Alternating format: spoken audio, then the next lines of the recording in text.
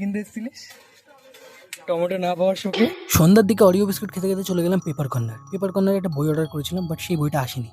তো সেই দুঃখ নিতে পারলাম না, চলে গেলাম মলে গিয়ে দেখি আমার বন্ধু ঝুড়ি নিয়ে খেলা করছে। জানি না কেন, ছোটবেলায় হয়তো খেলতে পারিনি, তাই এখন রান্নাবাটি খেলছে। বন্ধুকে আর ডিস্টার্ব না করে চলে এলাম ক্রিম দেখতে। আর এই ক্রিমটা আমার পছন্দ হয়েছে, ভাবছি এটাই নিয়ে নিই। আর আমার এই সেন্টটাও পছন্দ হয়েছে, আর ভাবছি এটাও আমি নেবো। বাট তার আগে বন্ধুকে একটু খাটানো যাক। আর কথা মতো বন্ধুকে খাটিয়ে আমি ওই সেন্টটাই আবার বার করছি।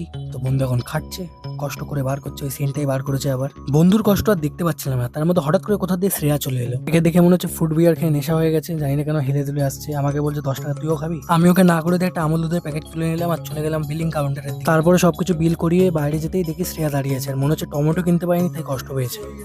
শ্রেয়া মুখটা দেখে একটু, মুখটা দেখা। কি জানো কি কিনতে এসেছিলিস? টমেটো না পাওয়ার শোকে মেয়েটার কষ্টের কথা শুনে আমি আর ওখানে থাকতেই পারলাম না, তাই সবাইকে টাটা করে বাড়ি চলে এলাম।